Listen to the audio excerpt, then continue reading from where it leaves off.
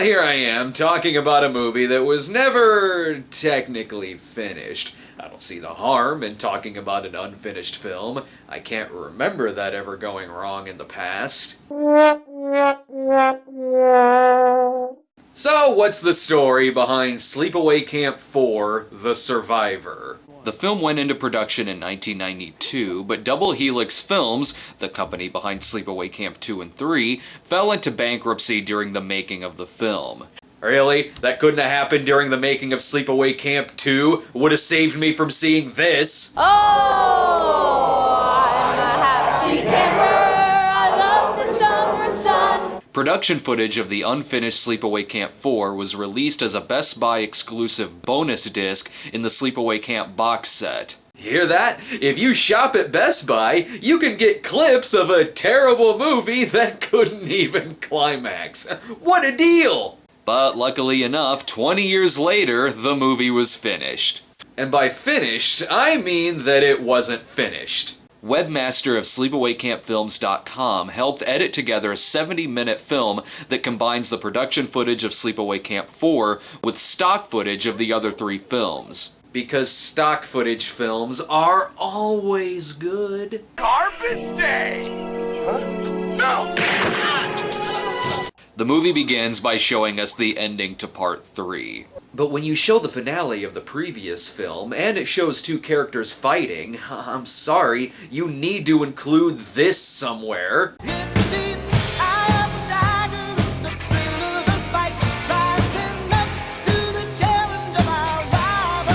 Especially since the subtitle of your movie is Survivor. Thankfully, it doesn't remind us of this whore breaking this poor camper's heart again. It just shows them sitting in the car. The lead, I guess, is a woman named Allison, who is explained to us in an opening text crawl, which screams of, all of this was supposed to be filmed, but never was. Allison is a woman without identity. Except her name is Allison. She is plagued by horrific nightmares. I guess it would be horrific to dream of sequences you weren't even in. I advised her that she is a survivor of a series of sleepaway camp massacres that occurred over the past decade. Yeah, interesting theory, except there wasn't one survivor who was present during all 3 movies. Unless you count Angela. Fuck me, Allison is Angela! Nice to know that the credit font from the previous 2 movies survived the production shutdown. Hey, footage of trees! Wait, go back and show the trees! Can you zoom in closer? Oh, there you go. Is there a lake down there too? Why, yes there is. And also, an I Spit on Your Grave reenactment. That can't be good. I remember a day like today, when Angela stalked these grounds.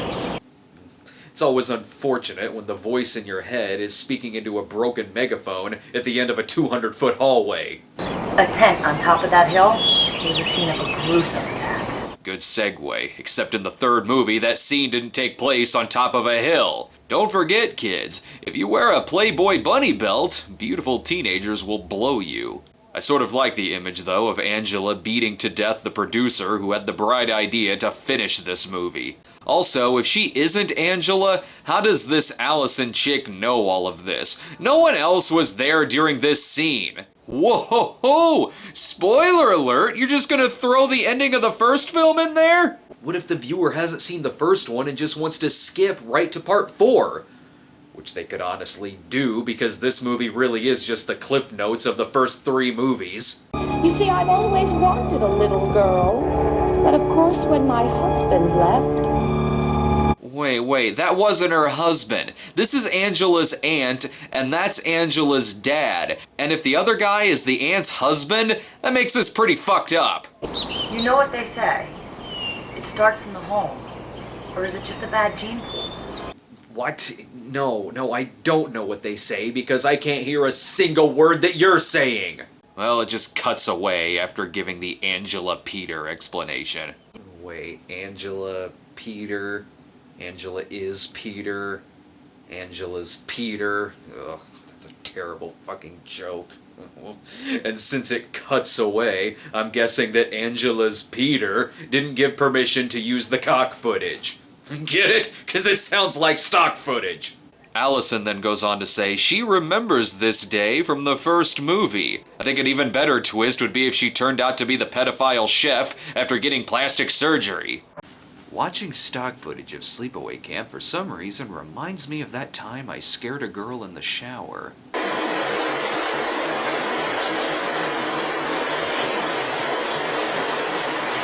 Hey, mind if I move into your spare room? Okay, back to that day she remembers. Hey, Rick! Wait till you get a load of Judy! Man, oh man! Oh, yeah? Thank you. In case you didn't know what tits look like. And those aren't even Judy's tits they flash to. There's Judy. She's a real carpenter's dream. The light is a board and needs a screw. Okay, why does it keep splicing in clips of other clips during your clip? Neither of those scenes had anything to do with one another. Whatever happened to Angela Baker? Nobody knows. There are no pictures of her since 7 years ago. Yes, I know. The opening text crawl already told us about this. You ever riff the same movie twice? It's not easy. I like when they reuse this scene from Sleepaway Camp 2, except it wasn't in Sleepaway Camp 2, it was a deleted scene that showed up in Sleepaway Camp 3. So now this clip has been used in nearly all the sequels, except the one it was originally supposed to be in. Is it any wonder that this movie is from the director of The Real Bruce Lee, which featured archive footage of Bruce Lee and this guy? Remember, you must always uphold, as I have, the honor of the martial arts. If something should happen to me, you'll be my successor. Oh, and thank you for reminding me of a bloodless scene involving a lawnmower decapitation. It gets bloodier when she simply just mentions the word head. How many have you killed this time? Quite a bit, actually. When you reuse footage of the death scenes, it just doubles the body count, like this. A knife? What a chainsaw. Cool, you showed me how all of those things can be used to kill people. I would have been confused otherwise. You know, seeing the scene where all the kids were sitting around the campfire reminds me of when I ate a baby. I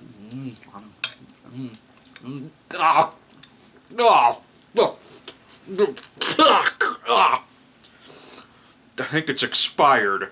I like how the characters from the stock footage are explaining more about the clips than the actual character who is supposed to be telling us this story. And a girl got stabbed while taking a shower. So let's watch that happen again. And just who opened this door? She's just kind of standing there already in position when it opened. Maybe it's the same invisible person who pushed Meg's body out of the shower. Also, nothing pads out your stock footage film like a death scene that already went on too long to begin with. Speaking of which, shit, I've got to pad out this review too.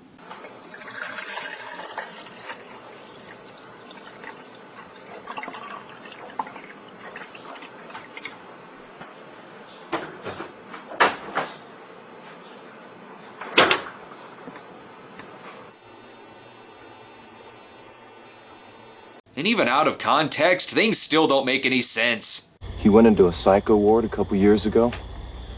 And while he was there, the doctors gave him a sex change.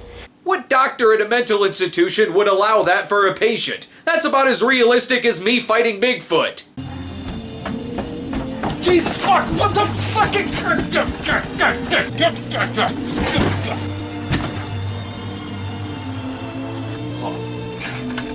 Savage beast!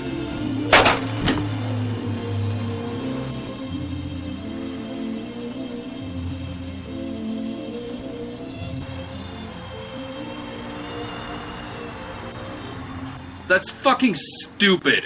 Hey, this scene had nudity in it. Let's throw that in here. Hey, what about you guys? Wasted! Wasted, huh? Did I ever drink on this show? So as you can see, I am clearly drunk off of this very fine clinker brick winery. I bought it because it sounds kind of like Kubrick Winery. Oh, I guess I did. So now you saw that happen. Also, this isn't how you act when you're high. You get a couple friends together and go see Oogie Loves and then talk about it on camera. This whole thing is like some highlight reel that you would throw on at a party if you just wanted to see random clips of the movie instead of the whole movie. Sort of like I do at my Terrence Malick clip show party. They aren't really clips, they're just the whole movies and no one seems to notice. You could use a little work on your tan. And with that, water balloon fight. Whew, it looked like it hurt.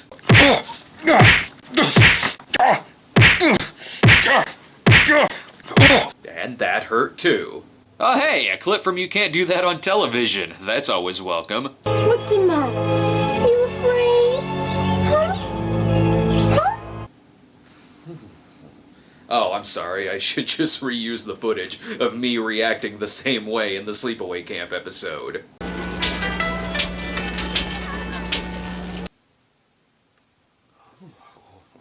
Fuck, I almost forgot that Laura Branigan was in this movie. And Smokey is hot on her trail. Who the hell is this guy? Never mind that. Here's a clip of a kid dressed up as Freddy. Old clips are also way more intense when you tint it red. That way you know that something morbid is happening. Sort of like if you were a one-eyed gangster showing a prostitute the corpse of your dead girlfriend. This. Do you believe in this? A young, beautiful, dead woman who looks to be about your age. Now, do you believe that there's a chance that I could replace her with you in a matter of minutes? I wasn't there when that happened. I'm just assuming that's how it went. Also, I remember this scene. She wasn't dreaming about this. She was dreaming about the fucking Happy Camper song. I will say though, with clips of the first one spliced in with Angela #2 dreaming, for the first time in these sequels, it actually feels like I'm watching the same character. Alright, these guys again. That Platinum Dunes remake of Freddy vs. Jason is really fucking lazy. Hey, faggot, where are you? And it was written by Eli Roth for some reason. At least she's having flashbacks of the uncut version of the movie. Though again, she wasn't there when this happened, but that doesn't stop her from giving mundane commentary. There's lots of good kids. We just have to weed out the bad. That is what she did. Right on. Now I know that Angela Baker kills people. The more I see of this, the more other things begin not making sense. I don't think this series was meant to be watched twice. How did you get this job here? Easy. I've got great recommendations from doctors, psychiatrists. What kind of doctor recommended that a serial killer who killed people at a summer camp work at a summer camp? You are sued. So fucking sued. And the way this is edited, it looks like this truck is about to run over people in the middle of a lake. This scene brought to you by Frito-Lay. Bet you can't splice together just one Sleepaway Camp movie. You wouldn't know where I could score some coke.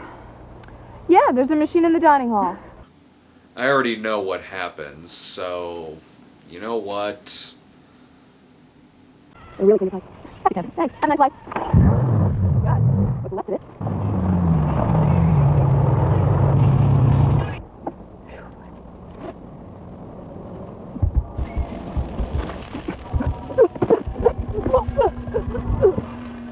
One of the many. I know. Unprofessional, right? Good thing I've never done anything like this in the past.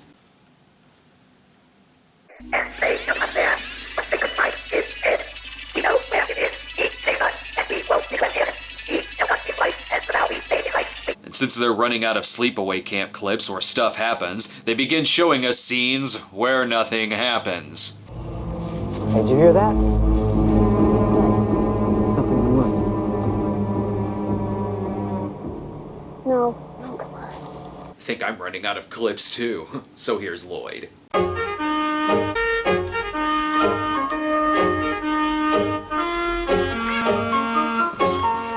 Too bad they don't take the time to really re-edit these scenes to make them wind up hilarious.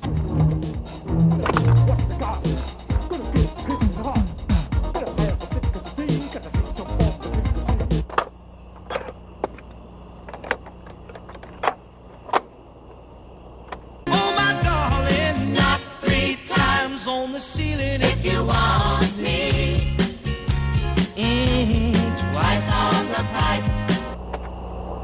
fuck? But the editor for this has clearly lost interest around the same time as the viewer has. Then you just sit there and you do nothing. Oh, she remembers, all right. What are you taking pictures? Quit it!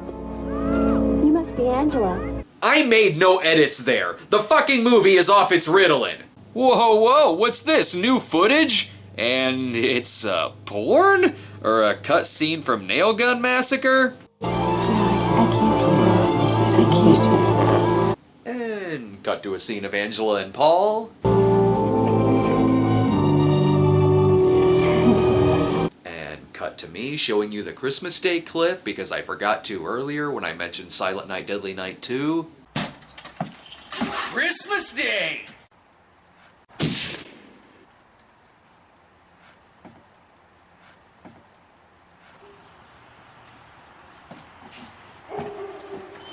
But Allison doesn't want to have sex with the Ranger.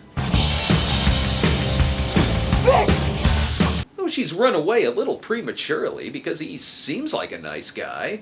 Look, he's even trying to take the acid-wash jeans off of her. That look is really dated. After escaping, she meets up with a hunter. You scared the daylights out of me.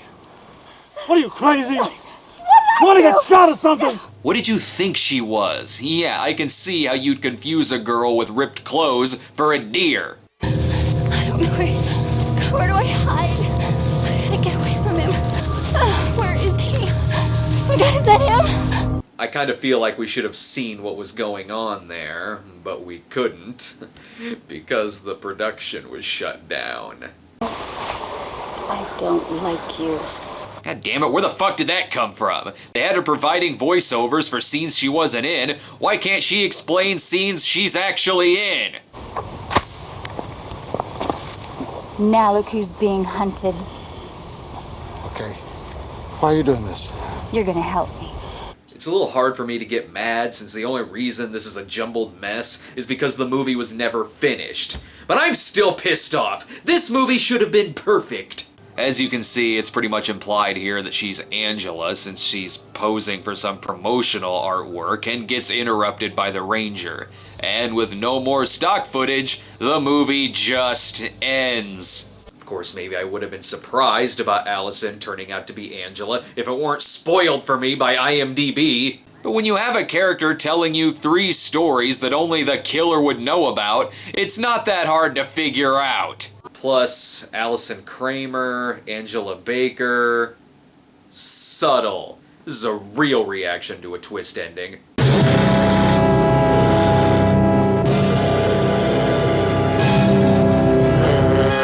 she's a boy.